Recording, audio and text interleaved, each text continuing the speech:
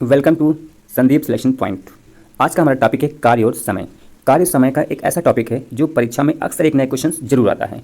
तो आज मैं एकदम जीरो से स्टार्ट करूंगा कार्य और समय। जो बहुत ही कमज़ोर बच्चे होंगे वो भी इसको बहुत ध्यान से देखिएगा, जिससे आप ऐसे सवाल आपको मिले तो आप हर हाथ में कर लें इसको। तो चलिए स्टार्ट करते हैं भाई क्वेश्चन।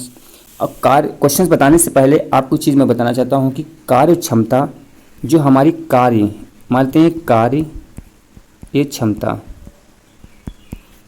जो होता है तो 1/, कार्य करने में लगा समय, कार्य करने में लगा समय, ये इसका फार्मूला होता है। यानी हम ये कह सकते हैं कार्य जो क्षमता है और समय में विलोमानुपात का संबंध होता है। अब मैंने ये कहा कि किसी भी व्यक्ति के द्वारा, किसी भी, अगर हम लिख सकते हैं किसी व्यक्ति के द्वारा, ठीक, सॉरी, व्यक्ति की क्षमता, अगर हम व्यक्ति की यहाँ पे क्षमता करेंगे हम कार्य क्षमता, तो हम ये लिखेंगे कि एक दिन का कार्य कितना उसका। तो एक दिन का कार्य जो होगा आपका वो कितना होगा, आपका 1/x हो जाएगा, ठीक।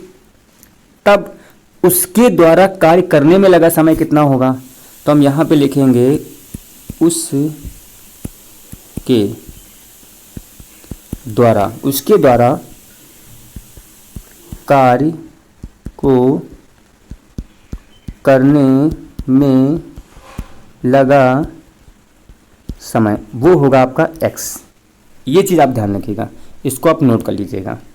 तो चलिए अब क्वेश्चन पे आते हैं। क्वेश्चन कहता है ए और बी किसी कार्य को 20 और 30 दिनों में समाप्त कर सकते हैं। तो मैं एक लॉन्ग मैथड बताऊंगा, एक शॉर्ट मैथड, दोनों मैथड आपको बताऊंगा, जिससे आपको क्वेश्चन आसान लगे आप उससे करिएगा। तो क्या करेंगे, ए की कार्य क्षमता कितनी आपकी है, अभी मैंने आपको बताया कि समय का व्युत्क्रमानुपाती होता है, तो 1/20। बी इसी प्रकार बी कर लीजिए, बी कितना हुआ 1/30। अब इन दोनों की कार्य क्षमता को हम ऐड करूंगा, ए प्लस बी, दोनों की कार्य क्षमता क्या करेंगे, इसको दोनों को ऐड कर देंगे इस प्रकार, ठीक है। अब हमें क्या निकालना है, इन दोनों का हम एलसीएम निकालते हैं। 20 और 30 का एलसीएम कितना आपका आता है, आपको पता है 60 आता है, ठीक। 20 के पारे में 60 कितनी बार आएगा, 20 तिया 60 होता है, और 30 के पारे में कितनी बार आता है 60, 30 दूना 60 होता है, ठीक है। हम इन दोनों को काउंट कर लेंगे, तो इन दोनों जब काउंट करेंगे तो आप कितना मिलेगा आपको 5/60, तो 12×5 60 आ गया। यानी ए और बी की जो कार्य क्षमता टोटल है तो 1/12 हो गई, ठीक। अब हमने क्या कहा था, उस व्यक्ति के द्वारा करने में लगा समय, तो उस व्यक्ति के द्वारा करने में लगा समय को मैंने तुमसे कैसे बताया था, x, तो x कितना आपका है 12, तो उस व्यक्ति के द्वारा कार्य करने में जो लगा समय आपका होगा वो डायरेक्ट आंसर आप लिख सकते हैं, कितना आ जाएगा आपका 12, यानी कि 12 दिन लगेंगे उसको। यानी ए और बी दोनों मिलकर उस कार्य को 12 दिनों में कंप्लीट कर लेंगे। अब आते हैं शॉर्ट मेथड में कैसे करते हैं। ए और बी देखिए, ए जो है ये 20 दिन में करता है, वही बी 30 दिन में करता है। इन दोनों का एलसीएम कितना आपका आ जाएगा 60 आ जाएगा, ठीक। तो हम क्या करेंगे, एक दिन में ए कितना कार्य करता है, तो 20 तिया 60, यानी आपका 3 आ जाएगा, 20 तिया 60 2 आ जाएगा, यानी 20 तिया 60, 20 तिया 60 हो गया, 30 दूना 60 हो गया। अब इन दोनों की क्षमता आ गई, इन दोनों की क्षमता कितनी आपकी हो गई 5, ठीक है। ए बी की टोटल क्षमता कितनी है 5।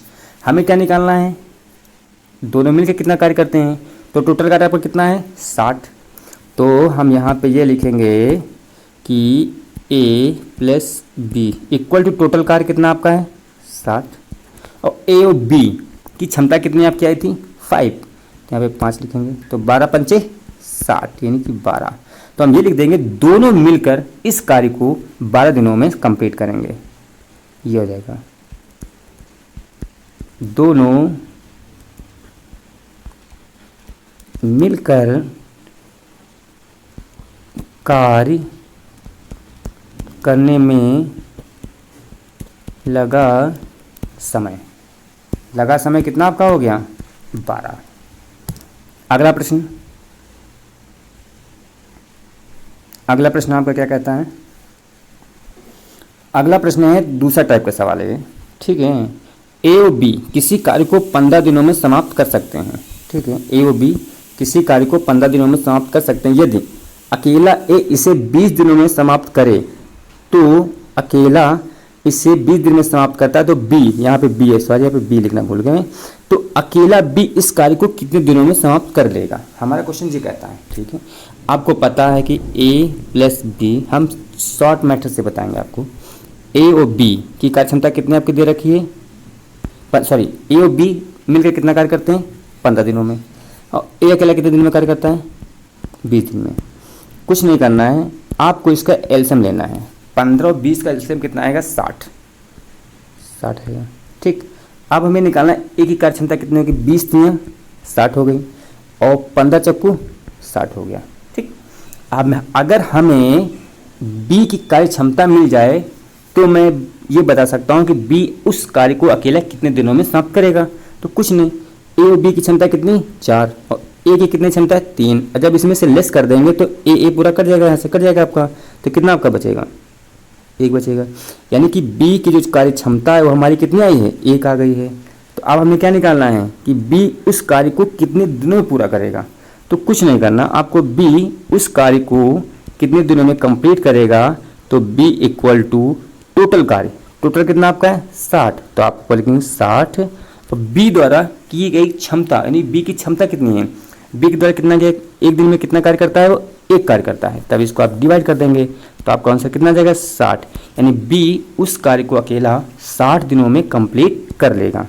तो आपका राइट आंसर होगा आपका 60 आंसर होगा। चलिए चलते हैं।